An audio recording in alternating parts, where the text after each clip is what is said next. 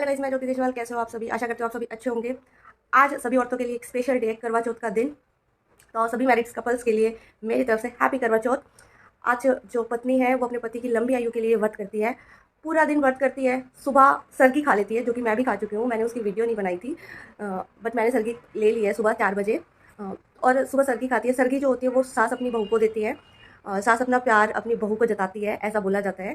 और उसके बाद में औरतें पूरा दिन तक भूखी रहती हैं। 3 बजे कोई 12 बजे फिर इस व्रत को खोलते हैं, तो थोड़ा बहुत कुछ खा लेते हैं। फिर शाम को चांद को देख कर ही पानी देते हैं। और पति जो है वो अपने हाथ से पत्नी को पानी पिलाता है और फिर उसका व्रत कंप्लीट हो जाता है। तो आज की जो कहानी है वो करवा चौथ के ऊपर है। पर आज की कहानी मैं आपको सुनाऊंगी नहीं, आप मेरे साथ बने रहिए और देखिए कि कौन कहानी सुनाएगा। और आज की मैं छोटी छोटी क्लिप्स भी डालूंगी अपना तैयार होने की भी और बाकी सभी की। तो मेरे साथ वीडियो में लास्ट तक बने रहिए।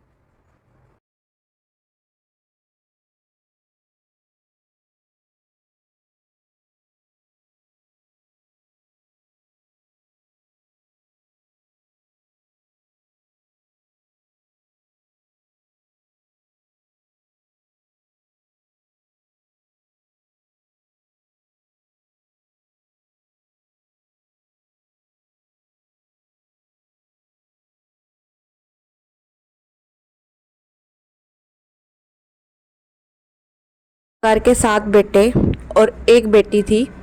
करवा चौथ के दिन सेठानी और सारी बहुओं के साथ में बेटी ने भी व्रत रखा करवा चौथ का, और दिन भर का वो उपवास रख के शाम को जब उसके भाई घर वापस आए तो उसके भाइयों ने कहा आजा बहन भोजन कर ले। तो उसने भोजन करने से साफ इनकार कर दिया। उसने कहा कि भाई आज मेरा व्रत है और मैं चंद्रमा को पानी देकर ही अपना व्रत खोलूंगी। छोटे भाई से अपनी बहन की हालत देखी नहीं गई। उसने क्या किया, दूर पेड़ के पास जाके दीपक जलाकर और ऐसे रोशनी प्रतीत कर दी जैसे चांद निकल आया हो। और उसने अपनी बहन को कहा कि आओ चांद निकल आया है, पानी देकर तुम अपना व्रत खोल लो। भाभीियों के मना करने के बाद भी ननद ने पानी देकर अपना व्रत खोल लिया और वह खाने के लिए बैठ गई। जैसे उसने पहला टुकड़ा अपने मुंह में डाला तो उसको छींक आई, दूसरा टुकड़ा अपने मुंह में डाला तो बाल आ गया।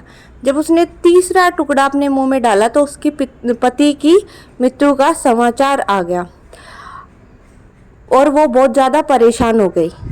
भाभीियों को बात समझ में आ गई और वह अपनी ननद को सच्चाई बताने लगी कि तुम्हारे भाई ने तुम्हारे साथ छल किया है, चांद नहीं निकला था। उन्होंने ऐसे ऐसे करके तुम्हें बोल दिया कि चांद निकल आया और तुमने उनकी बात मान ली और इस वजह से करवा माता तुमसे नाराज हो गई। और करवा माता ने नाराज होकर उसको शराप दे दिया कि ये अपने पति के शव को नहीं जलाएगी और बल्कि इसको एक नया जीवन देगी।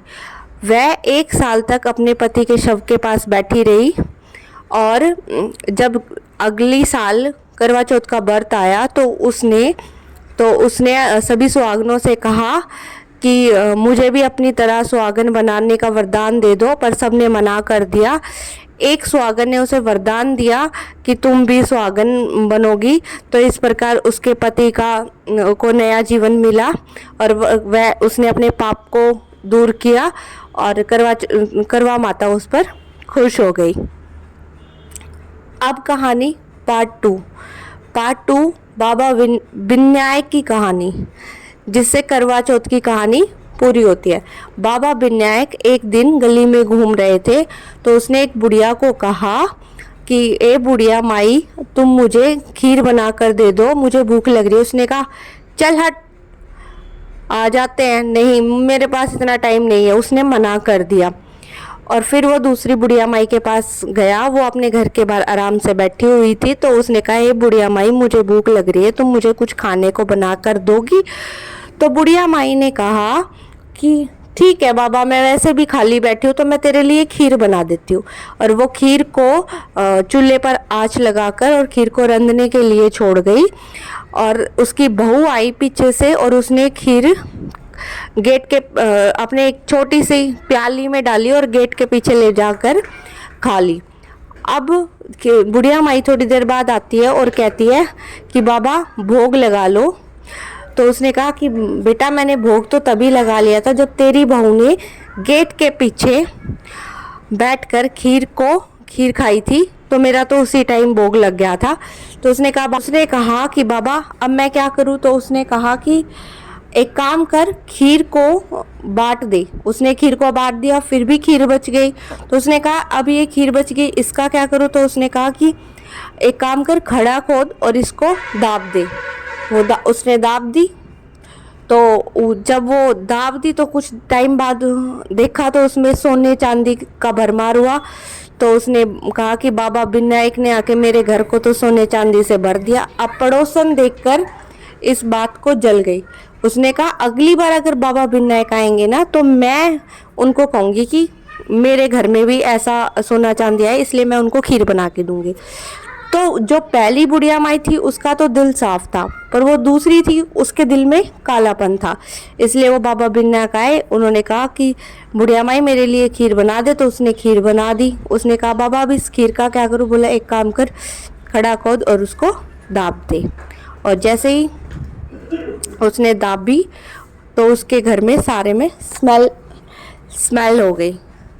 और स्मेल होने के बाद थोड़े दिन बाद कहा कि जो खीर दबी थी उसमें सारे में बदबू आने लगी। तो उसने कहा कि पहली जिसके घर में आई दूसरी उसके घर में नहीं आ पाई, क्योंकि लालच करके अगर कोई चीज़ मांगोगे तो वो तो नहीं मिलेगी। जो अगर आप साफ दिल से मांगोगे तो वो आपको मिल जाएगी।